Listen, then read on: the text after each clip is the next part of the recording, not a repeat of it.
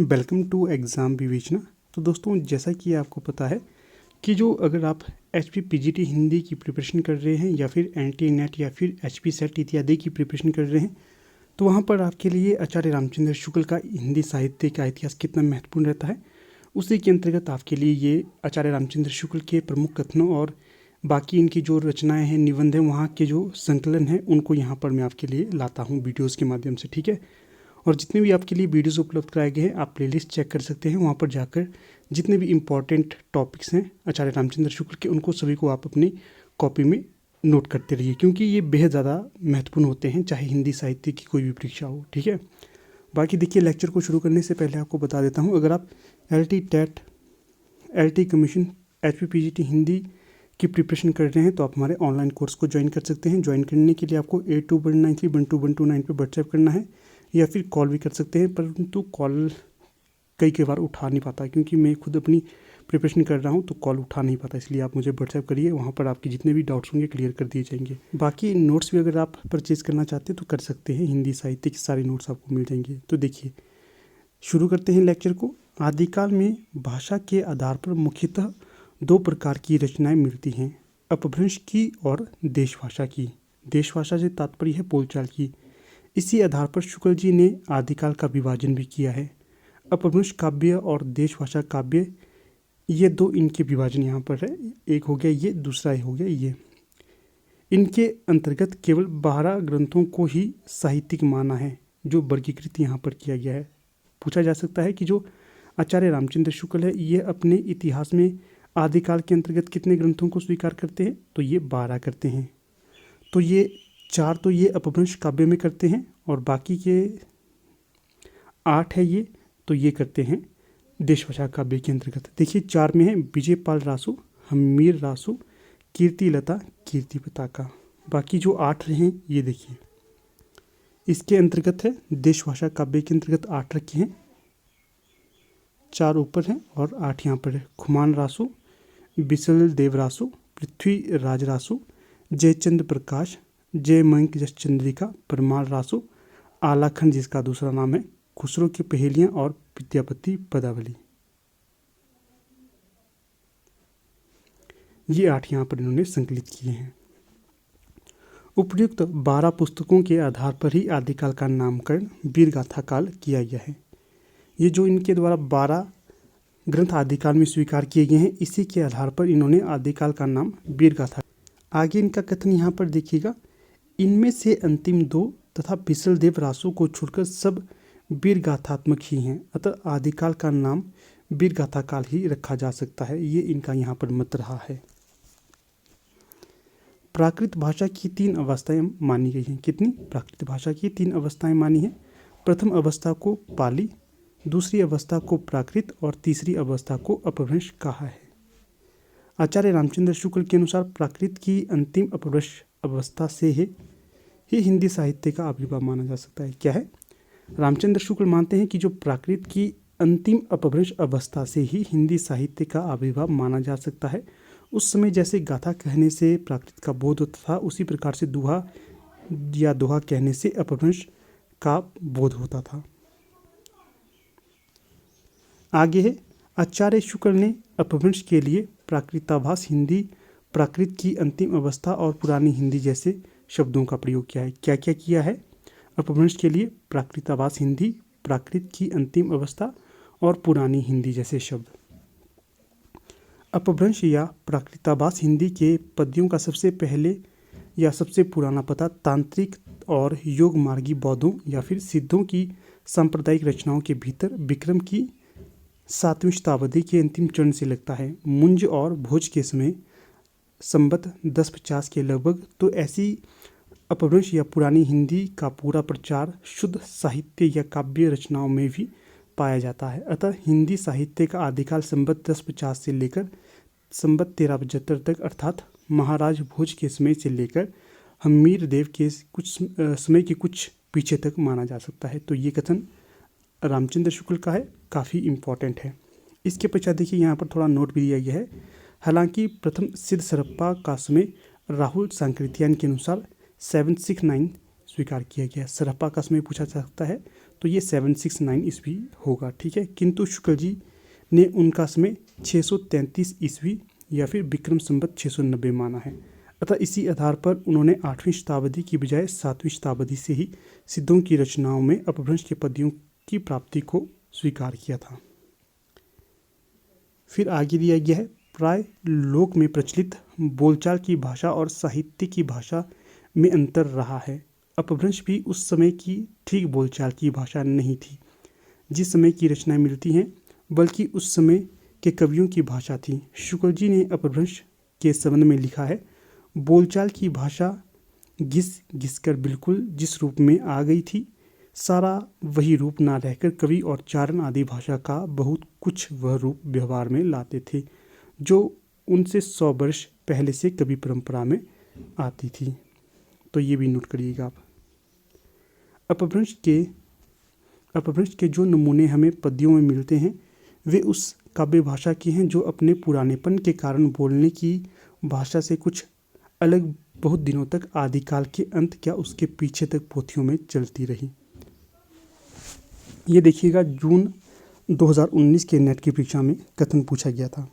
फिर आगे है, उस समय की बोलचाल की भाषा को विद्यापति ने देशी भाषा कहा था। उन्हीं की प्रेरणा से शुक्ल जी ने इसे देश भाषा शब्द का प्रयोग लाया है। आगे है, उस समय की बोलचाल की भाषा के 2 रूप आदिकालीन रचनाओं में मिलते हैं। प्राकृत की रूढ़ियों से बहुत कुछ मुक्त और पूरी तरह मुक्त। अमीर खुसरो और विद्यापति की भाषा प्राकृत की रूढ़ियों से मुक्त है। देश भाषा की अन्य रचनाओं पर प्राकृत की रूढ़ियों का थोड़ा बहुत प्रभाव दृष्टिगोचर होता है। फिर यहाँ देखिए, जो आचार्य रामचंद्र शुक्ल है, इन्होंने आदिकाल को 4 प्रकरणों या फिर अध्यायों में बांटा है। प्रकरण से यहाँ पर तात्पर्य होगा अध्याय से, जो निमन है। देखिएगा ये वेरी वेरी इंपॉर्टेंट होता है कि जो एंटी नेट है यहाँ से इसका एक प्रश्न बनता ही है कि जो आचार्य रामचंद्र शुक्ल ने आदिकाल में कितने प्रकरण माने हैं, या फिर ये पूछ सकते हैं कि आदिकाल के प्रकरण जो आचार्य रामचंद्र शुक्ल ने माने हैं उनको क्रम से रखिए। ये हाल की परीक्षा में जो एंटी नेट की परीक्षा हुई थी वहाँ पर यह प्रश्न पूछा गया था। देखिए, जो प्रकरण 1 है उसका नाम इन्होंने सामान्य परिचय के अंतर्गत दिया है। फिर प्रकरण 2 इसे अपभ्रंश काव्य के नाम से दर्ज किया है। प्रकरण 3 देश भाषा काव्य के अंतर्गत लिया गया है और प्रकरण 4 फुटकल रचनाओं के अंतर्गत लिया गया है और इसे इन्होंने 4 प्रकरणों में विभाजित किया है आदिकाल को। यहाँ पर देखिएगा प्रकरण 1 जो सामान्य परिचय है। प्रकरण 1 में आदिकाल के आरंभ अवधि उसकी 2 मूल विशेषताओं का वर्णन किया है। ये विशेषताएं इस प्रकार से हैं। अनिर्दिष्ट लोक प्रवृत्ति। क्या है अनिर्दिष्ट लोक प्रवृत्ति? इसको माना है इन्होंने। क्या है इसकी व्याख्या? ये आदिकाल की दीर्घ परंपरा के बीच 150 वर्षों के भीतर रचना की किसी विशेष प्रवृत्ति का निश्चय नहीं होता है। धर्म, नीति, श्रृंगार, पीर सब प्रकार की रचनाएं दोहों में मिलते हैं। दूसरा है, इस काल की जो साहित्यिक सामग्री प्राप्त है उसमें कुछ तो असंदिग्ध है और कुछ संदिग्ध है। असंदिग्ध सामग्री जो कुछ प्राप्त है उसकी भाषा अपभ्रंश अर्थात प्राकृतावास हिंदी है। ये कथन वेरी वेरी इंपॉर्टेंट है, पूछा जा सकता है इसको। इसके पश्चात देखिए प्रकरण 2 अपभ्रंश काव्य। पुरानी प्रचलित काव्य भाषा अपभ्रंश में नीति, श्रृंगार, वीर आदि की कविताएं तो चली ही आती थीं। जैन और बौद्ध धर्माचार्य अपने मतों की रक्षा और प्रचार के लिए भी इसमें उपदेश आदि की रचना करते थे। आगे है, जब तक भाषा बोलचाल में थी तब तक वह भाषा या देश भाषा ही कहलाती रही। जब वह भी साहित्य की भाषा हो गई तब उसके लिए अपभ्रंश शब्द का व्यवहार होने लगा। इंपॉर्टेंट कथन है ये भी।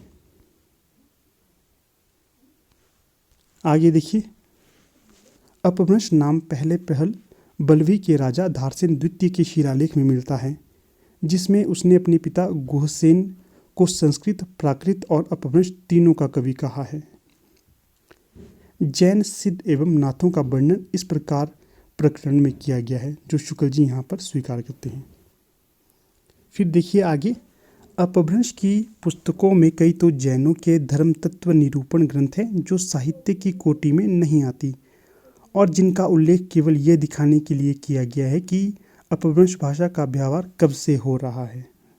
दूसरा कथन देखिए इनका, उनकी रचनाएं अर्थात सिद्धों और नाथों की तांत्रिक विधान, योग साधना, आत्मनिग्रह, श्वास निरोध, भीतरी चक्रों और नाड़ियों की स्थिति, अंतर्मुख साधना के महत्व इत्यादि की सांप्रदायिक शिक्षा मात्र हैं। जीवन की स्वाभाविक अनुभूतियों और दशाओं से उनका कोई संबंध नहीं है, अतः वे शुद्ध साहित्य के अंतर्गत नहीं आती हैं।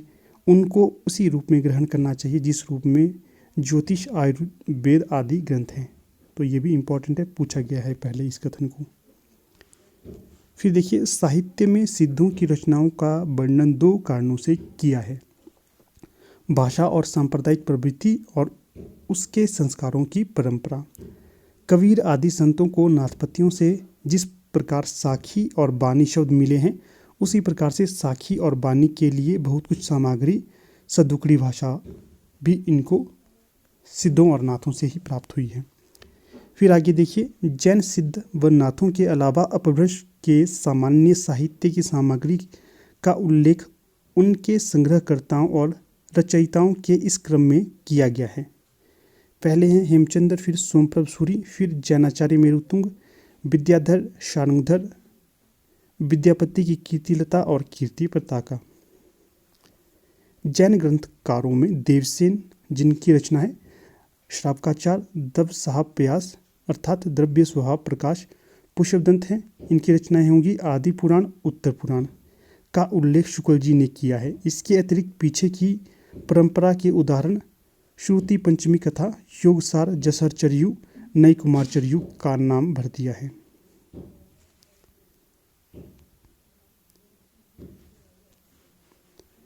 आगे है चरित्र काव्य या आख्यान काव्य के लिए अधिकतर चौपाई दोहे की पद्धति ग्रहण की गई है। चौपाई दोहे की यह परंपरा हम आगे चलकर सूफियों की प्रेम कहानियों में, तुलसी के रामचरितमानस में, छत्र प्रकाश ब्रजविलास, सवन सिंह चौहान के महाभारत इत्यादि अनेक आख्यान काव्यों में पाते हैं। बौद्ध धर्म से निकली ब्रजभाषा शाखा के तांत्रिक योगियों को सिद्ध कहा गया। सिद्धों की संख्या 84 मानी गई है। आगे है वज्रयान बौद्ध धर्म का विकृत रूप था। इसमें सिद्धि प्राप्ति के लिए मध्य स्त्री, विशेषतर डोमिनी, रजकी आदि का योग या सेवन अवश्य माना था। सिद्धों में ये प्रचार था कि अगर आपको सिद्धि प्राप्त करनी है तो आपको योगिनियों या फिर स्त्री के साथ संसर्ग करना आवश्यक है। तो देखिए दोस्तों, थोड़ा सा एक और देख लेते हैं हम यहाँ पर, ये वाला। इसी से सिद्धों ने महासुखपात का प्रवर्तन किया था। कैसे? इसी से सिद्धों ने महासुखपात का प्रवर्तन किया था।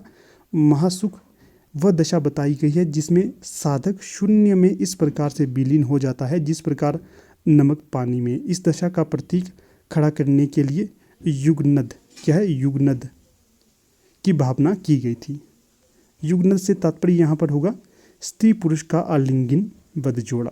तो देखिए, ये इस प्रकार से यहाँ पर कथन था और इस प्रश्न को नेट जुलाई 2018 की परीक्षा में पूछा गया है।